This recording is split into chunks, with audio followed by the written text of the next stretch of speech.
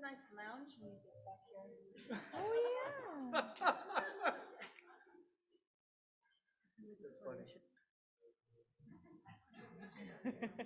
Thank you, Taylor.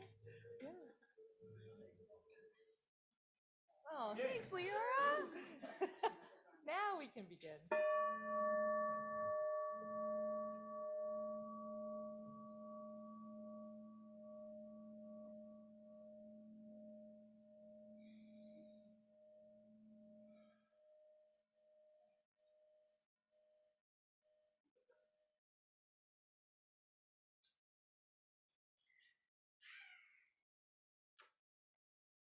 Good morning. Good morning. My name is Catherine Smith. My pronouns are she and her. And I've been a member of this fellowship for about 3 years, and I sit on the worship team. And I am still enjoying leftover gratitude from Thanksgiving, and I hope you are as well. I'll be your worship associate on this day, this last day of November, and I'm grateful to be joined by the warmth of the choir and to have Kim Gunderson back on this blustery morning.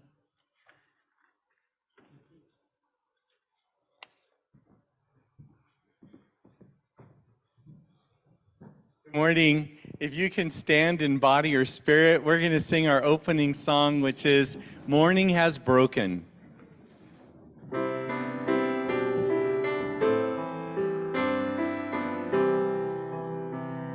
Morning has broken like the first morning.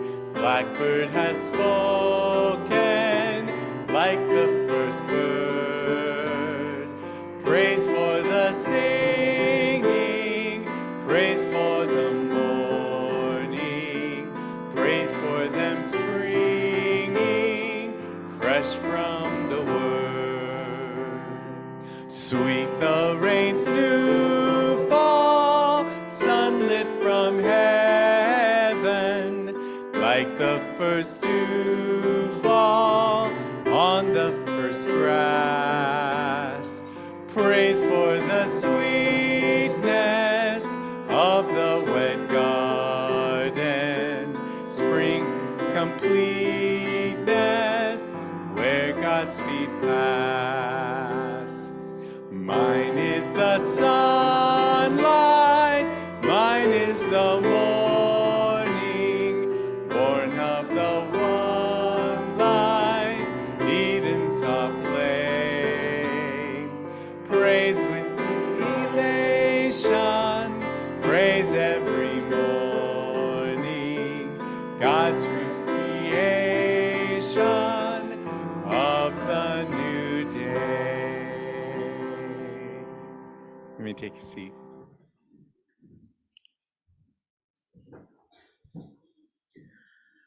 Welcome to the Unitarian Universalist Fellowship of Central Oregon. It is so good to be with you, both here in the sanctuary and on Zoom.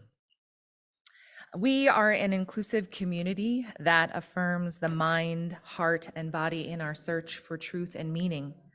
And here you will find both comfort and challenge for your spiritual journey. Whatever your age, income, or the color of your skin, you are welcome here. Whatever your sexual orientation, gender identity, or life story, you are welcome here. If you are full of joy today, or if your heart is aching, you are welcome here. And if your beliefs differ from mine, but you are called to love, you are welcome here. This morning, the words of our chalice lighting will be offered by Rumi, with Noreen Halberstadt lighting our chalice.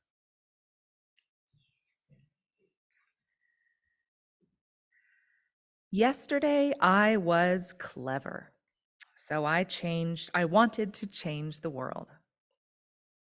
Today, I am wise, so I am changing myself.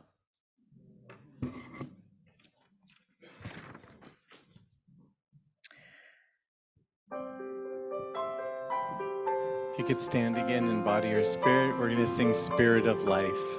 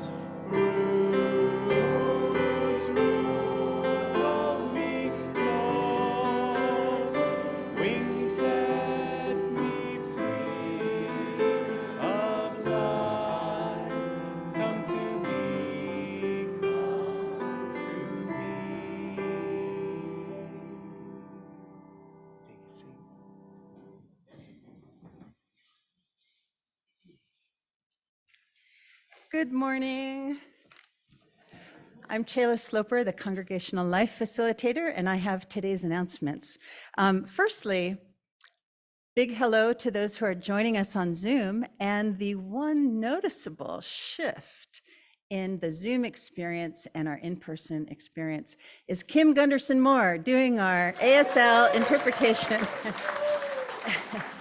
And so Kim has faithfully been interpreting for our deaf and hard of hearing congregants, and particularly Dawn is back with us today, and anybody else that might be able to enjoy the ASL interpretation. We're just delighted that they're back here in person. So yes, my pronouns are she, her, and pronoun stickers are available at the visitors table. If you're a visitor today, we invite you to stay for coffee hour and just get a sense for who we are. And then after you've come for a few times and sort of checked us out, which we absolutely welcome, go ahead and ask for a name tag, so then we'll be able to see who you are as well and just get to know each other better. And you can sign up for a name tag at the Connections Corner. Every Sunday, we try to have some of our Connections team there to answer your questions about the congregation. And on most first Sundays, we have a newcomer welcome. We'll be figuring that out this week if we'll have one next Sunday, but you can just always bring your questions to our Connections team. So today there's no RE classes for children, so children and youth, and so you're welcome to stay in the service for the whole time. And then also, if you're interested in membership, a membership, when you become a member of the congregation, it's just a different relationship to being here and being a part of what we do at UUFCO. And we'll have membership classes or orientation again in the winter. So there's a sign up at the kiosk. There's also signups for the men's fellowship groups and also women's connections. And now here is the week that we've been waiting for, because Friday we're going to be getting our Christmas trees. And so Friday afternoon at 2 p.m., led by Becky Dabrowski, we're going to be stringing the lights on the trees. Anybody can do this. There's some ladder work, but there's also lower work as well. And they just make really lovely green trees with white lights. And then at 4:30, we'll have a Deck the Halls party where we will decorate the big tree that will be in the gathering hall. And our art resources team is leading a craft to make ornaments. So you'll make one and take one. And that's led by Linda Wetzel. Thank you. Raise your hand. Yes, Linda. And so that'll be Friday afternoon at 4:30. And then we'll have some refreshments and some merrymaking to prepare us for the Bend Christmas parade on Saturday. Happily, the forecast has gone up from 30 degrees to 36 degrees. And of course, things may change between now and Saturday, but all the same, we know what our jackets and hats and gloves look like. So that should still be fun. Last week, we had a skit for the recycle bottles and cans. Did you know that these are the blue bags that you'll want to have to participate in that program at home?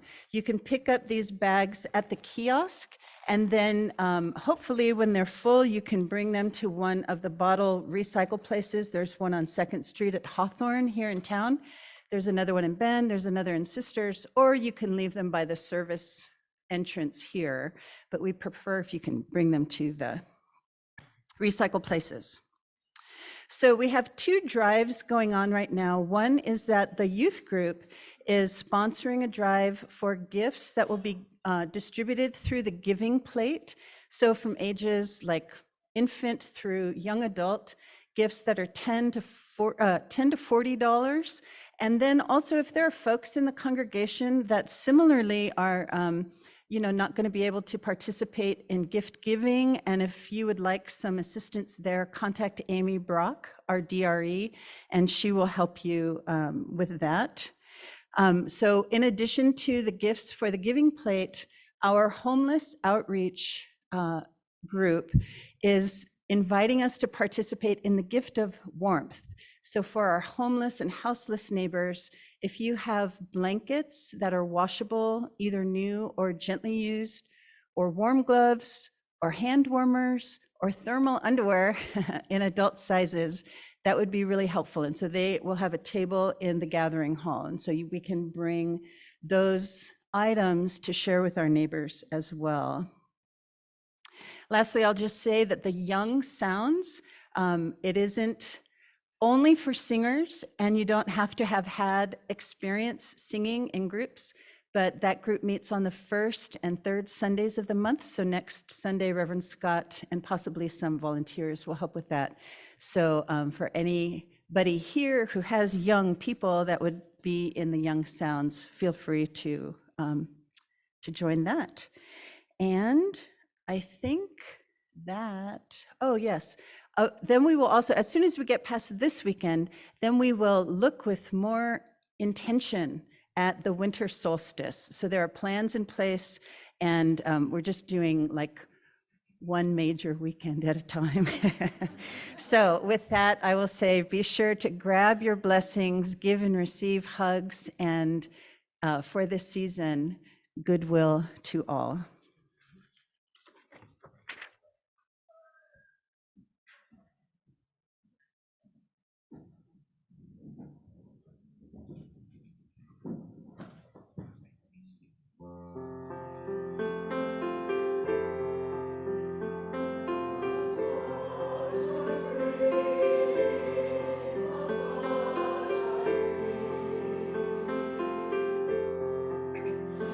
Outside.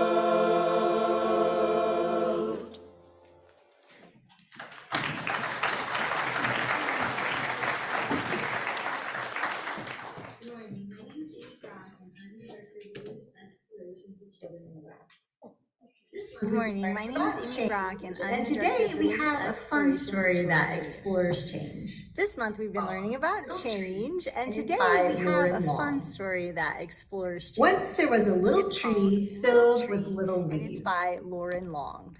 It was surrounded by Once other there was a little little trees tree who filled had little with leaves little of their leaves. own. It was In the heat surrounded of the by long other little summer trees days, little who trees had little leaves of their own cool. on his Squirrels branches would to climb up play. on.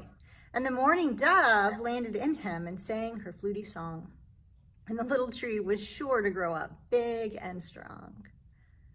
Autumn arrived and cool winds filled the air. And the wind tickled the little tree as it passed through his branches and ruffled his leaves. The air grew cold and the leaves on all the trees changed color, becoming yellow and red and orange. And then, one by one, the trees began to drop their leaves. But not Little Tree. He just hugged his leaves tight. "Hello, Little Tree," said a squirrel. "You're supposed to drop your leaves now." But Little Tree was unsure.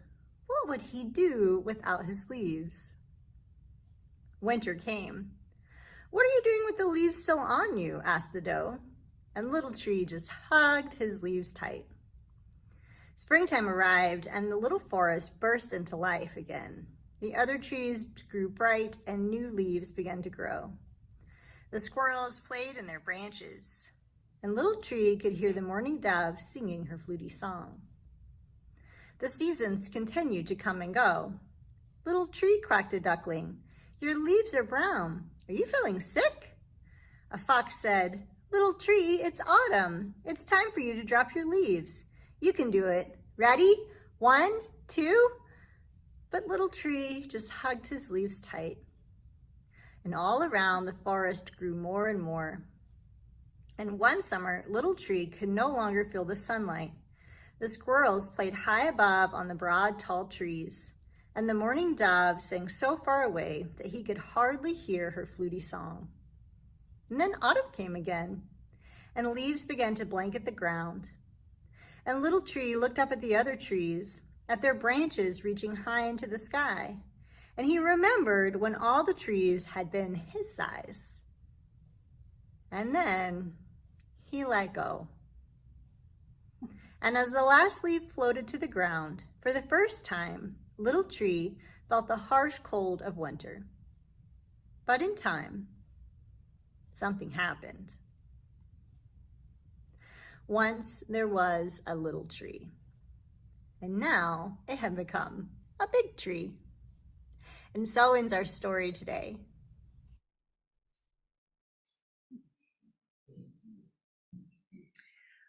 Please join me in saying our children's covenant.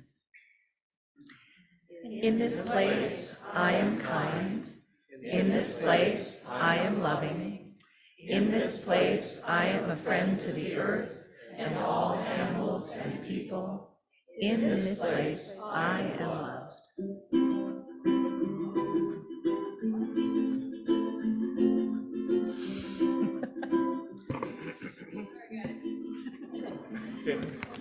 There is so much love. We will roll with it.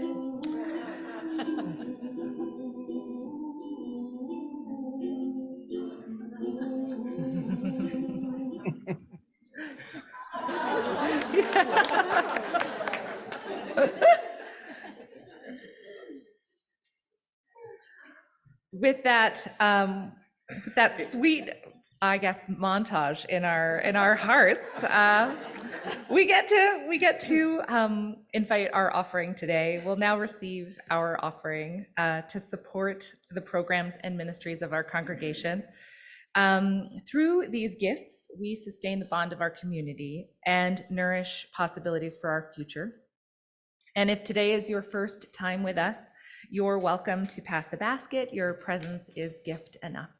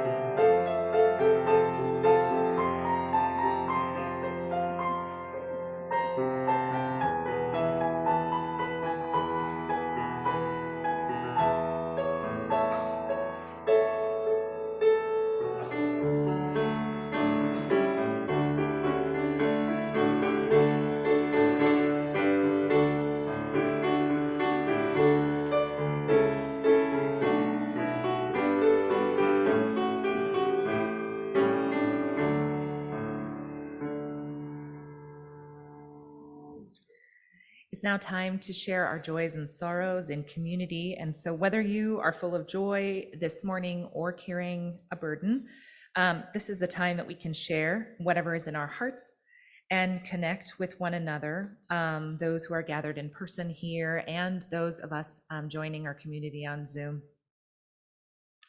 If during this time you are called to light a candle on either side of our sanctuary, you are welcome to do so during this time.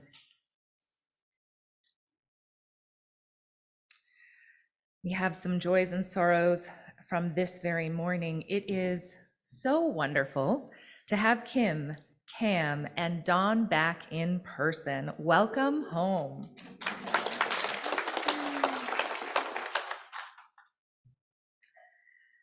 Noreen Halberstad shares, "My joy this morning is how delighted I am to be part of such an amazing worship team. We all come together to do what needs to be done with gratitude and service in our hearts." And Carolyn Tate shares, "Today's flowers are in memory of my grandmother, Maddie Owen Tate. She was born November 29, 1893. Her humor, kindness, and adaptability continue to inspire all who knew her. She was 108 years old." Wow.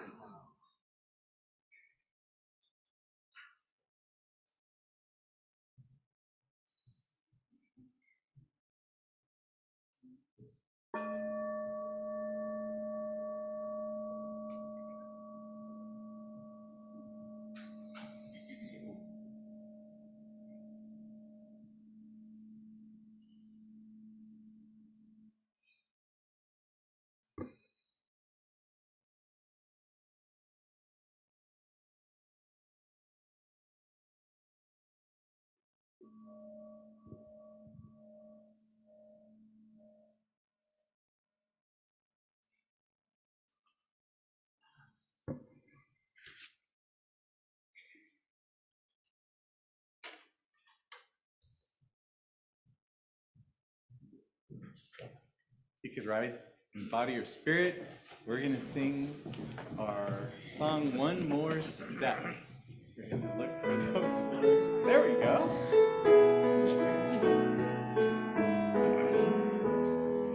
One more step.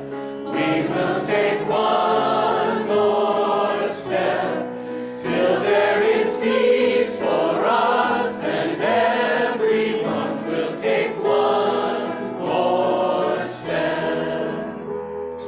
One more word. We will say one more word till every word is heard by everyone. We'll say one more word. One more prayer. We will say one more prayer till every prayer is shared by everyone. We'll say one more prayer. One more song. We will sing one more song till every song is sung by everyone. We'll sing one more song. Let me take a seat.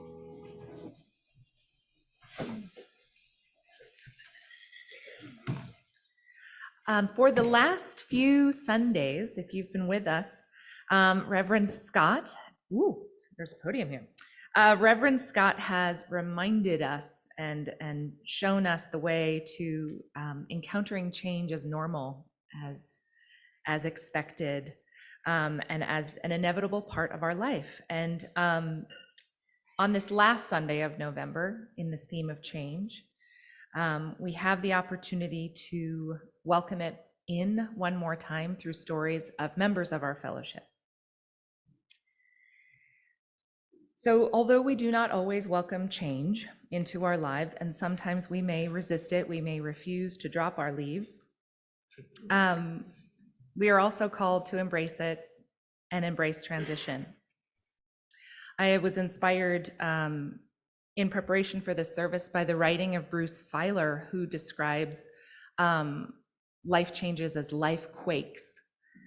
And I love the term because it reminds me of what it feels like to encounter change at first, the holding, the resisting, and then the rumblings that inevitably follow. Those rumblings do coincide with transition and that inevitable call to keep moving forward, to reintegrate and become whole in new ways. The writer William James once wrote, "Life is in the transitions." We can't ignore the central times in our life. We can't wish them or will them away. We have to accept them.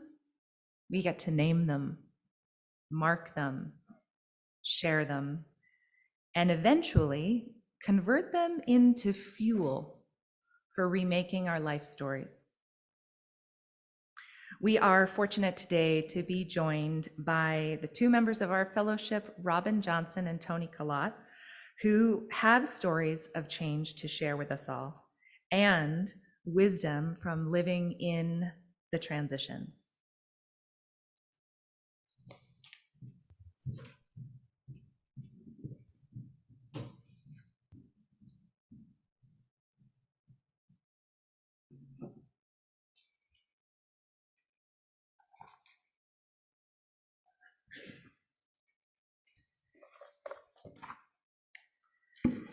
Good morning. My name is Robin Johnson, and my story of change is change in how I see myself, and not necessarily for the better, and change to accept myself regardless, and risking changing in how you see me after I share this experience. A few months back, another of our members, Heather, shared with us her dream of becoming a mom. I never really had that dream. In fact, I never wanted kids of my own. My brother and I spent summers with our aunt and uncle on their farm with their 5 kids. And unfortunately, instead of providing the care that they were being paid to do, they put us in a position to essentially parent their children for them for months at a time. And by the time I was 14, I had potty trained 5 children. I joke about this as installing permanent mental birth control that is still in place. But in truth, it did actually do some damage and contributed quite a bit to me not wanting my own kids, something that is not uncommon to those of us that experience what is now called parentification as children. Still, I love kids. I love my friends' kids. I love babies. I love teenagers. I love preteens. I love them all. And I am close with several of my friends' kids. I have volunteered with kids since I was 18, starting as a big sister in the YMCA Big Brother, Big Sister program. Starting in 1996, I began volunteering in the foster care program, primarily as a CASA, which is a child legal advocate in the court system, and also as a supervisor of supervised visitation. And it was this experience that led me to think about being more involved and possibly becoming a foster parent someday. Over the years, I sort of let that idea drift in and out, mostly out. I honestly never let the idea go completely, but I kind of did because I lived in San Diego, which is very expensive, and one salary is simply not enough to support 2 people in San Diego.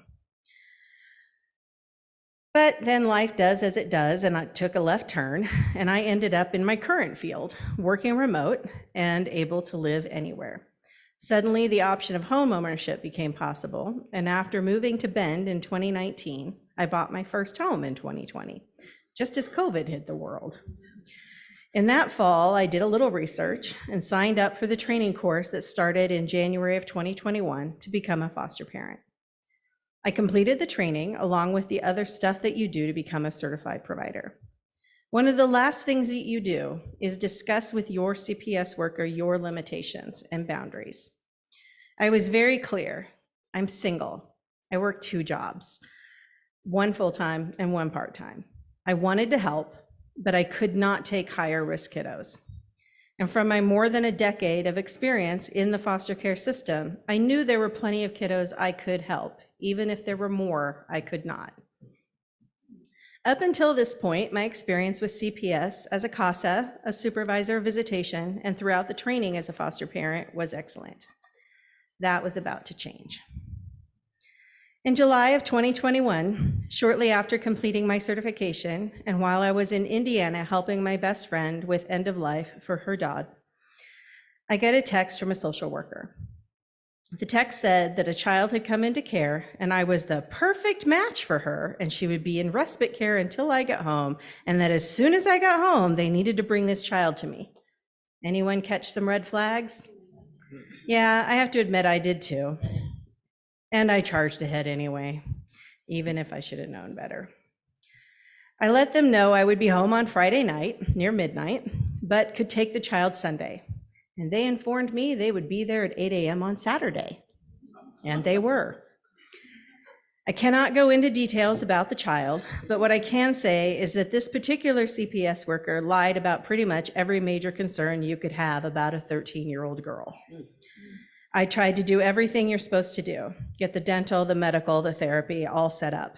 I spent hours making phone calls, trying to find someone, literally anyone, that would be able to get therapy for this child that she very much needed. In the meantime, she has opened up to me and made it very clear that the CPS worker had misrepresented her needs. From birth to 13, this child had 9 different caretakers. This child had some very serious mental and medical issues and had multiple high-risk behaviors. I felt like I was getting no help. I could not supervise this child 24/7 and work, and she really did need 24/7 supervision.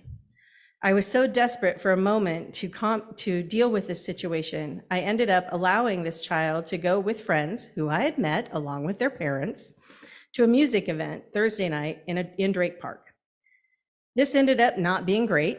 She left the park without telling me, with much older teenagers, did not check in with me, and man, I was failing all over the place.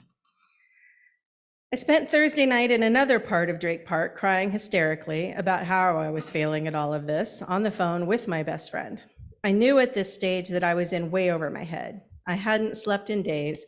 I was falling behind at my job, and I had had several panic attacks, not something that I had had ever before or since. My friend was so concerned, even after losing her dad literally 1 week before, she was willing to fly out from DC to help me. I finally hear from the CPS worker the next morning. I tell her the situation is beyond my capability to cope with, that I am not the right parent for this child, and she tells me she will think about it over the weekend while she goes camping with her boyfriend. The next week, nothing is resolved. I have no idea what's going on. There's been no communication. Finally, on Wednesday, her CPS worker does finally get back to me and tells me, and here I am actually going to use her exact words, "If I am not kicking her out, she is not leaving." And my heart broke into a million pieces.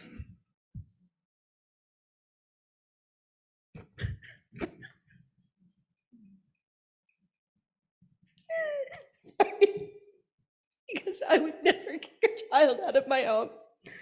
But apparently I had to say those words in order to get this situation resolved. The end is actually good news. Her step-grandmother was a 25-year veteran foster parent, local to Central Oregon. And she had stayed with this grandmother previously when she had been in care. If you're wondering why she was not the first care set up, so is everyone else in this situation. So Kiddo and I, and Grandma and I, continued to speak after Grandma took custody. I wanted to make sure that the child was okay. And in one of these calls, Grandma shared with me the story that CPS told her about me. And it was ugly, and it was full of, well, I'll call them lies because they felt like lies to me. And I was very hurt. But Kiddo was okay. And that was what actually mattered. As you might guess, this was pretty traumatizing, most importantly for this child, but also for me. I spent a lot of time in therapy, a lot of time putting CPS off from placing yet another child in my care. A pretty serious trust had been broken. I had told them my limitations, and instead of respecting them, they lied to get around them and set things up to fail. I did try to do what is called respite care a few times, but in the end, that trust could never be rebuilt. I have generally succeeded in my life. All the normal things, school, work, I'm pretty good at those. And of course, I have failed. We all have if we've learned how to succeed. But I've never failed like this. I had never failed so completely in every way like I failed at being a foster parent.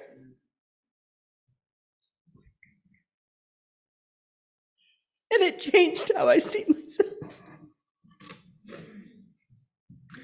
It changed my worldview a little for the worse, but it also changed how I accept myself.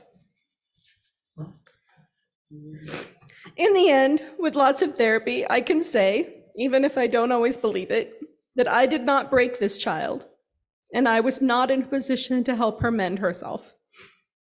And the biggest change for me is accepting that. I'm exploring other ways to help kids, in ways that are more in my wheelhouse. Because all this mess aside, I still love kids. I'm not a foster parent, and I wanted to be. But in the end, I will never be a foster parent.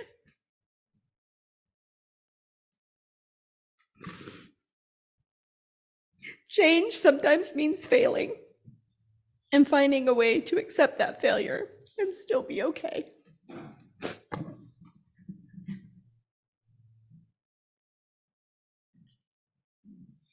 Thank you, Robin.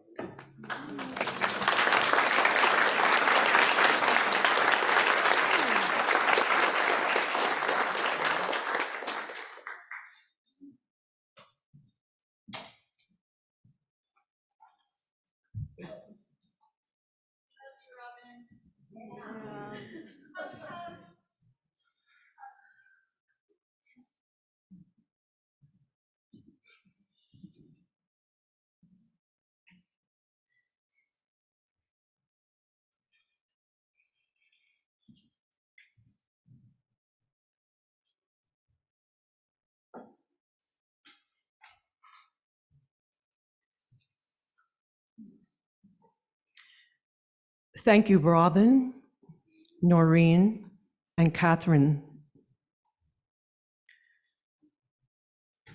My heart is beating, but you know what? That's good. It means I'm alive.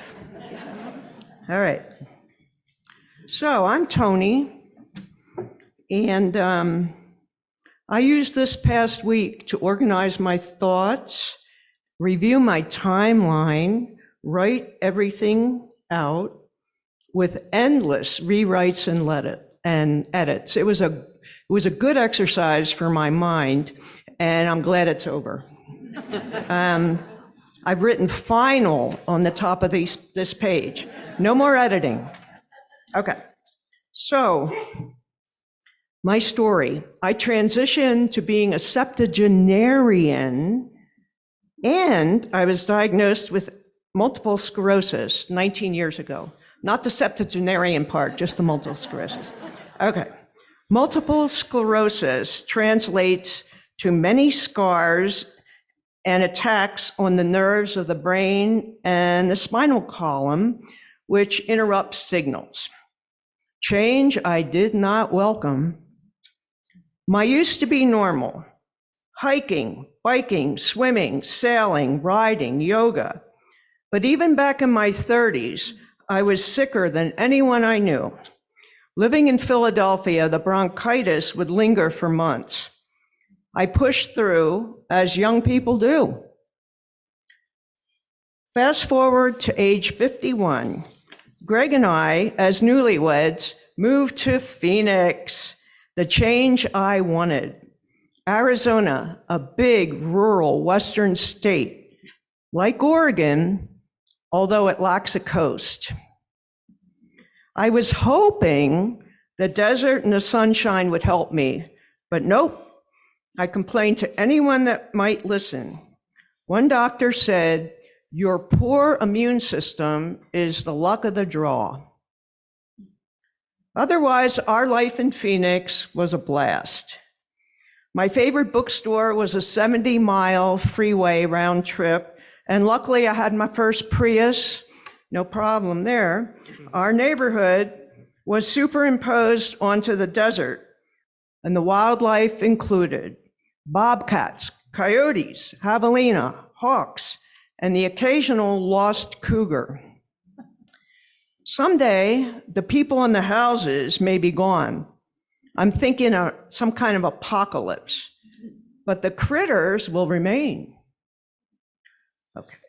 Me at age 53, while on a group hike on a very hot day, my left leg stopped functioning, which led to the eventual diagnosis of MS. But while we waited for that, we arranged to hike down an easy part of the Grand Canyon, swim in Havasu Falls, and then be helicoptered back up to the parking lot. So the progressive illness, chronic illness, slowly changed my life and my abilities. That and aging. In our final few years, most of us, many of us, will experience frailty of mind and body.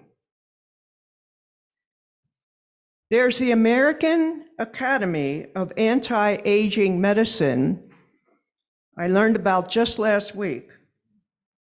It's a way forward, and they have online courses. So forward to my late 50s. I couldn't continue the many stresses of my job. I left the office one afternoon very, very ill. I shouldn't have even been driving, but I did. And I never returned. They mailed my belongings to me in boxes because that's what they do.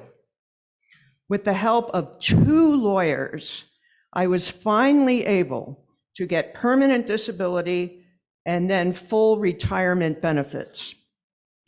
The part of this transition I disliked the most was the need to accentuate what was wrong with me.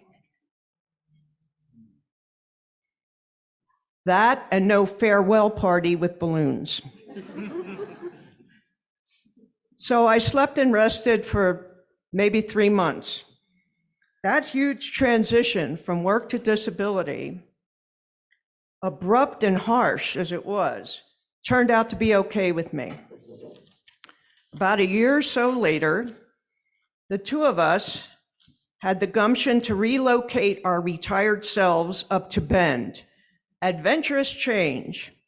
I love the smaller community, knowing so many people and learning so much here.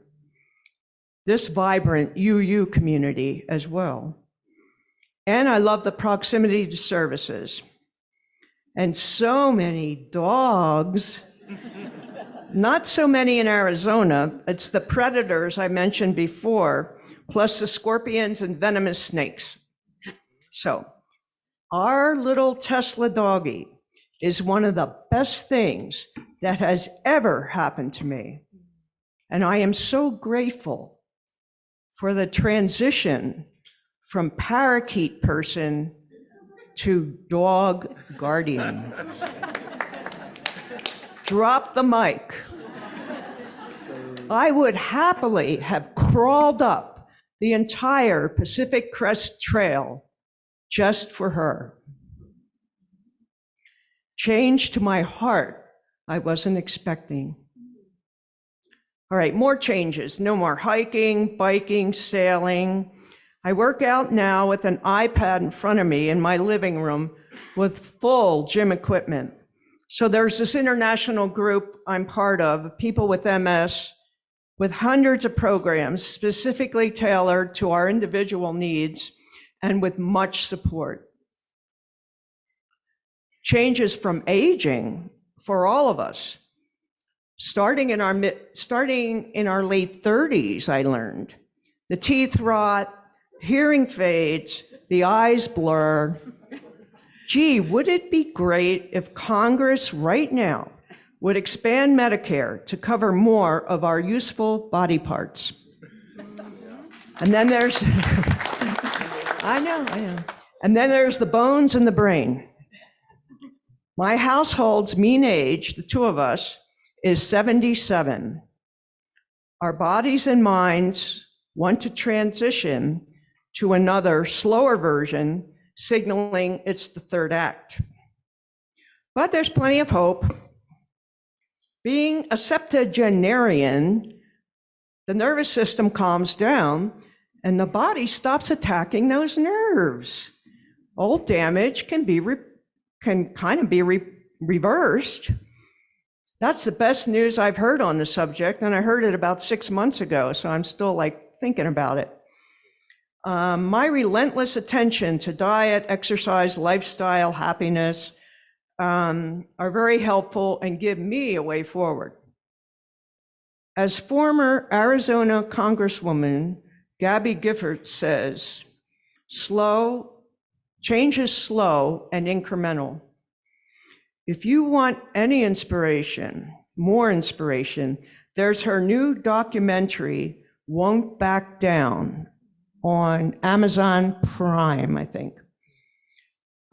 She sustained a critical brain injury in a shooting in Tucson in 2011. So, a rhyme from Scottish screenwriter Roger McDougall. He wrote the screenplays for The Man in the White Suit and The Mouse That Roared. He also had significant disability from MS. Although there's not much pain in it, MS is no bed of roses. I know, I've lain in it.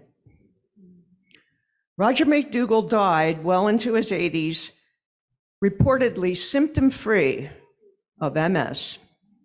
With his documented lifestyle strategies, he points a way forward. Thank you.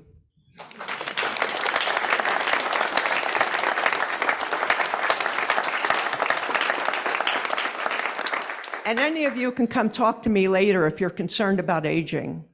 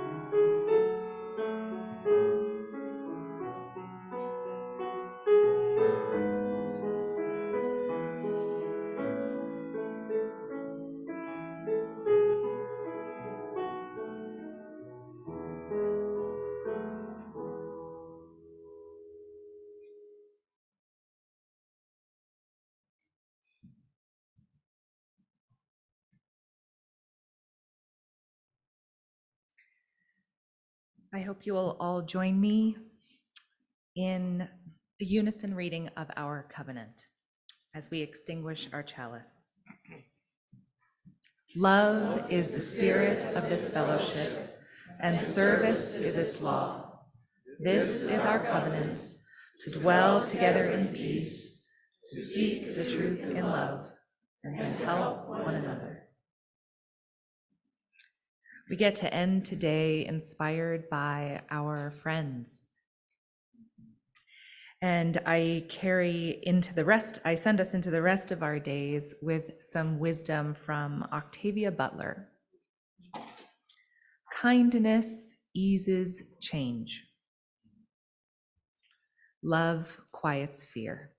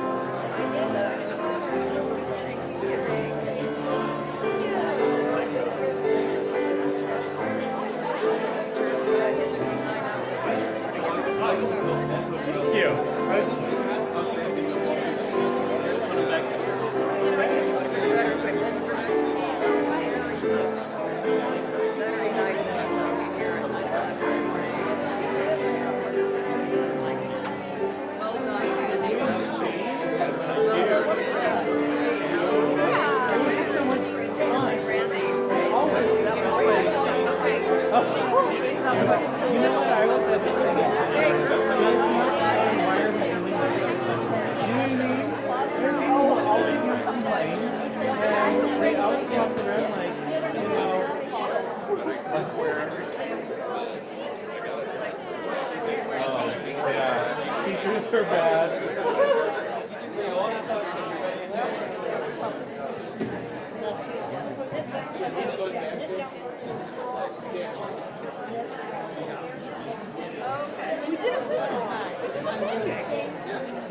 Oh, that was really special.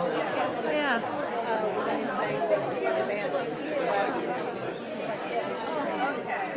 Oh, thank you very much.